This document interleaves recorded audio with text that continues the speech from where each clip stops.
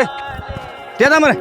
ওই স্যার টিয়া তো দিমু আমি আবার দি স্যার কোন টিয়া টিয়া করেছ তো টিয়া তো দিমু সময় আমি আমার ভাই বিদেশি টিয়া তোর মেয়ে চিকিৎসা কারণ টিয়া দিলাইছি আমি তো দিমু তো সে টিয়া কোন সময় করে টিয়া দিবি দিবি কইতা ফুটু টিয়া দেস্তা দিতে ফুটু দিতে ফুটু টিয়া নিয়েছি রে আর কম মাস হইছে টিয়া তো নিছ কিতা কিতা ভাল লাগে না বুঝি ভাল লাগে না বুঝি ভাল লাগে না ভাল লাগে না টিয়া তো তুই আমার কিতা বা বেটা টিয়া পয়সা তো দিবই কিতা কাই হইছে হের মার অসুখতা কইছে আমরা টিয়া নিছে বিয়া আরে দিয়া বাবা জানেন না পয়সা কোনো জোর করে টিয়া নাও ভাই না কিনা হ্যাঁ কেমনে নিবা আমাদের তোরটে বড়টা দিব তোরটে বড়টা দিবি কেমনে জানা না দে আমার মার চিকিৎসা টিয়া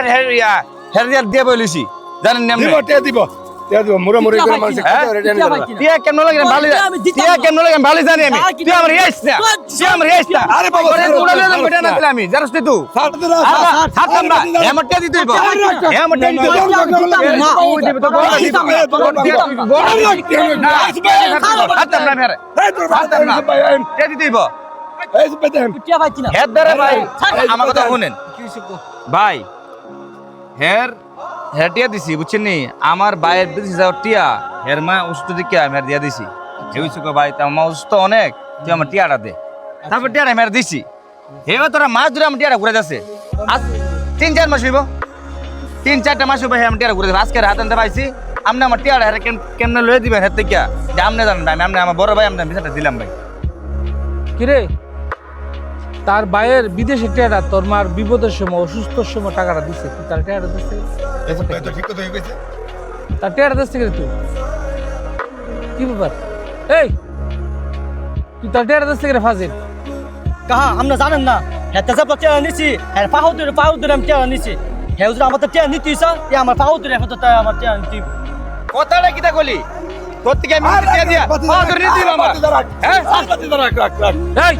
শুন আমি কি কইতাছি তোরা জগাজাতি করিস না আমি তার লোক আলাপ করে লই এইদিকে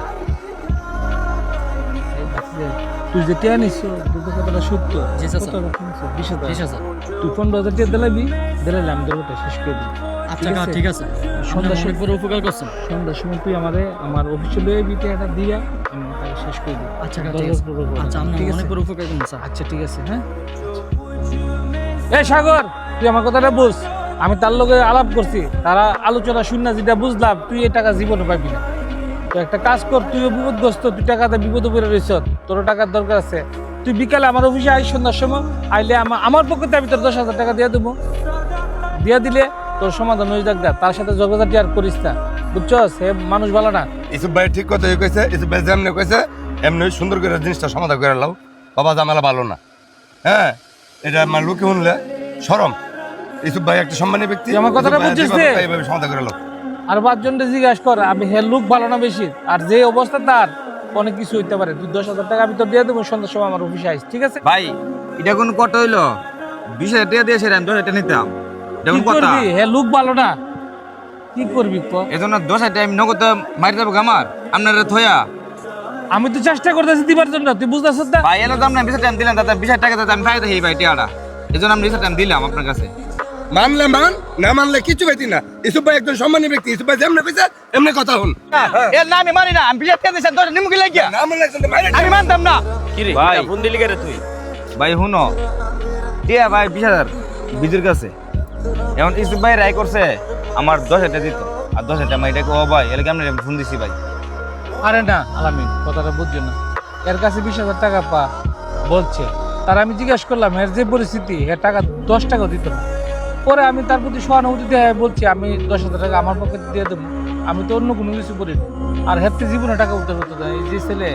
যে খারাপ ছেলে তাতে জীবনে টাকা পাইতো তো গাইস আপনাদের আর বোঝার বাকি নাই বাকি 10,000 টাকা কই গেছে এই যে বিচারক মণ্ডলী বিচার করে দিছে 10,000 টাকা তার দিবে আর 10,000 টাকা কোথায় গেছে এটা সবাই বুঝতে পারছেন তো এইভাবে মানুষকে টাকা পয়সা ধার দিয়া যদি আবার রিটার্ন তার কাছ থেকে ভাই ধরে নিতে হয় তাহলে আপনারা এই চিন্তা করেন টাকা পয়সা কি ধার দিবেন না দেওয়া বন্ধ করে দিবেন আর এই লোকের কাছ থেকে নেওয়ার সময় বিজয়ের কমপ্লেন ছিল যে তার কাছ থেকে আমি টাকা নেওয়ার সময় তার ফাও ধরে নিতে হয়েছে এখন আমার কাছ থেকে টাকা নিতে হলে আমার ফাও ধরে নিতে হবে আর এই লোক তো তার ভাইয়ের একটা কাজের টাকা বিদেশে যাওয়ার টাকা ওই টাকা দিতে চায় না কোনো মতেই তারপরেও যখন তার মার কথা শুনছে যে অসুস্থ বিজয়ের মা কারণ অনেক আতেফাও কান্নাকাটি করছে, আতেফাও ধরছে, এই জন্য মায়ায় পড়ে সে টাকাটা দিছে দিয়া, কিন্তু আজকে সে ভোগান্তিত। কি বলেন কাকা, ভোগান্তিত নি? হ্যাঁ ভোগান্তি। ভোগান্তিত। তুমি কি ভোগান্তি? অবশ্যই ভাই। সর্দার সাহেব, এরকম বিচার আচার হয়ে থাকেনি আমাদের দেশে? অবশ্যই হয়ে থাকে, হবে না কেন? আমি তো তো সবাই সতর্ক থাকবেন,